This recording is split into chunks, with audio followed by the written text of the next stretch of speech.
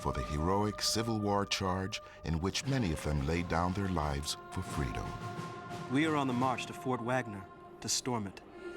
We have just completed our successful retreat from James Island. We fought a desperate battle there Thursday morning. Some of the men of the Massachusetts 54th wrote letters to loved ones and newspaper editors about the charge on Fort Wagner. We met the foe on the parapet of Wagner with the bayonet. We were exposed to a murderous fire from the batteries of the fort. Jets of flame darted forth from every corner and embrasure. Even Fort Sumter poured solid shot and shell on our heads. I had my sword sheath blown away while on the parapet. Swept down like chaff, still our men went on and on.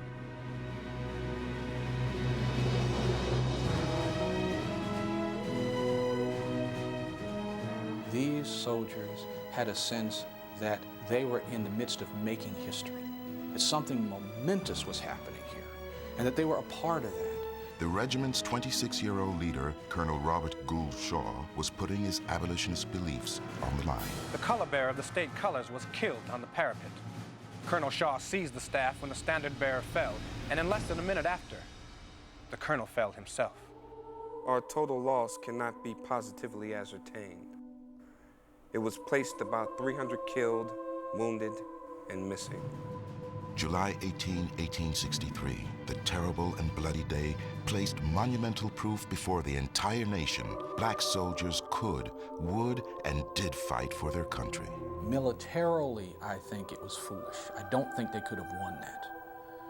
But the attack on Fort Wagner is far more important than the specifics of the particular military situation.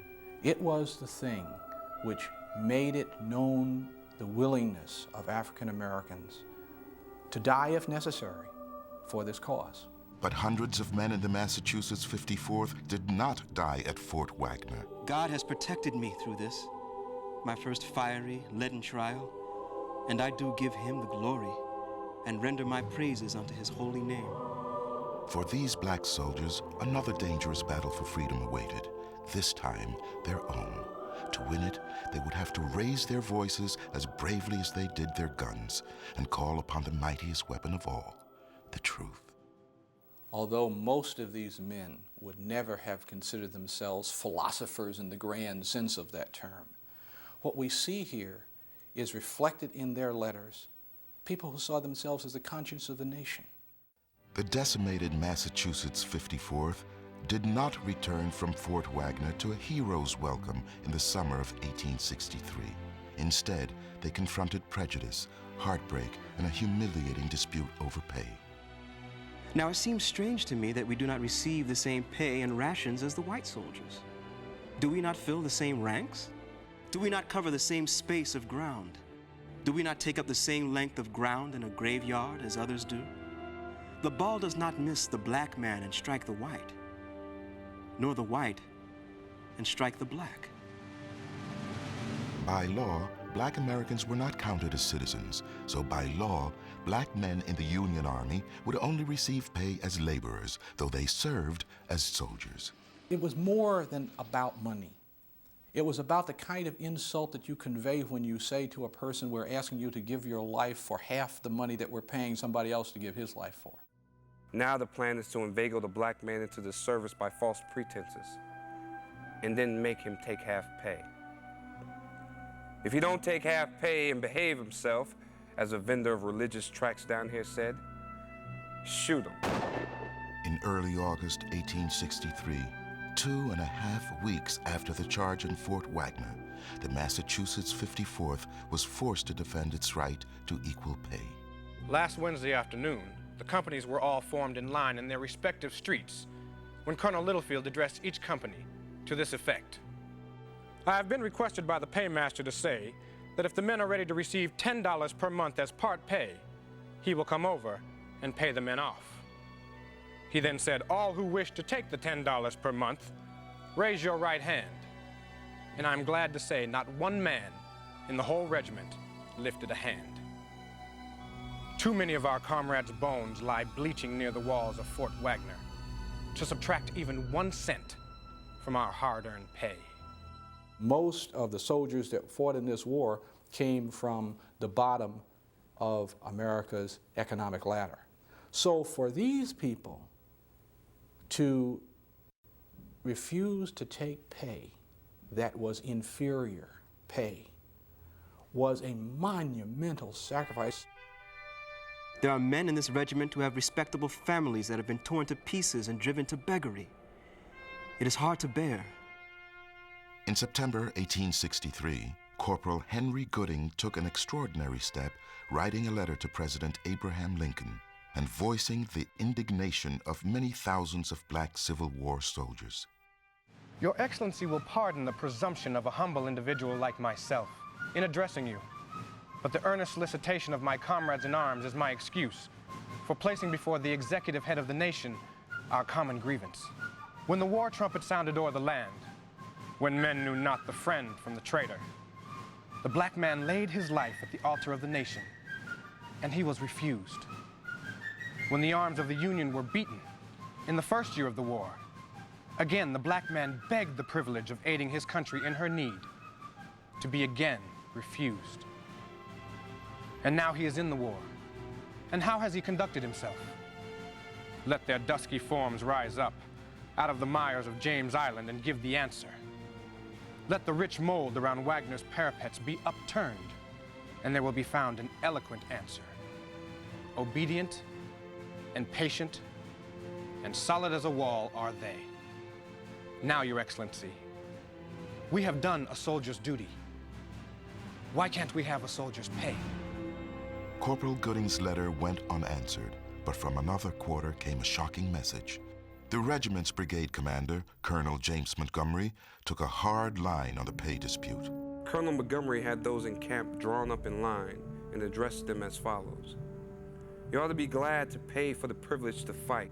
Instead, you squabble about money. You are a race of slaves. A few years ago, your fathers worshipped snakes and crocodiles in Africa. Your features partake of a beastly character. You think they didn't know that this guy is a racist? Of course they understood that he was. But here's the dilemma. He's also a commanding officer. So now what are your choices? The regiment chose not to yield on pay. It was almost Christmas now, 1863. 3 times have we been mustered in for pay. Twice have we swallowed the insult offered us by the United States paymaster, contenting ourselves with a simple refusal to acknowledge ourselves, in this matter, different from other Massachusetts soldiers. Once, in the face of insult and intimidation, such as no body of men and soldiers were ever subjected to before, we quietly refused and continued to do our duty. A dreaded possibility began to seem almost inevitable: mutiny by African American troops. You have this one incident where Sergeant Walker brings his men in for patrol, tells them to stack their weapons because they're not going to perform service for which they are not paid, and not paid equally. He's court-martialed and he's executed for that. 1 year in the service of the United States has purged me of the major part of my patriotism. Many of those men started to wonder whether they would ever have the support of their government. They were doing things for a nation that seemed to be determined to devalue them as human beings. The fact that they continued to act in the most patriotic way you could imagine is, I think, a tribute not only to them but to human beings. For 4 months, we've been working steadily, night and day under fire, in such work, up to our knees in mud half the time, causing the tearing and wearing out of more than the volunteers' yearly allowance of clothing, denied time to drill and perfect ourselves in soldierly quality, denied the privilege of burying our dead decently. All this we've borne patiently, waiting for justice. In June 1864, as the tide of war was turning, the regiment's call for justice was finally answered in Washington, D.C. The good news has reached here. Congress has reluctantly passed the bill equalizing the pay of United States troops. Well, one of the things I think that the letter writing campaign did was to keep the issue before the highest governmental officials. It would have been easy with so many distractions for them to forget about that. And this made it very difficult for them to do that. The Glory Regiment that had fought so bravely at Fort Wagner now was victorious in their battle for respect from their government and their country. We are men, and will do our duty while we are here without a murmur, as we have done always. Before and since that day, we were offered to sell our manhood for $10 per month. The nation had made great claims about what it stood for, what it was based upon. And most of those claims revolved around this word freedom. And basically what these soldiers were trying to do in their letters is to say to whoever would listen, we believe in America, but we want America to believe in itself.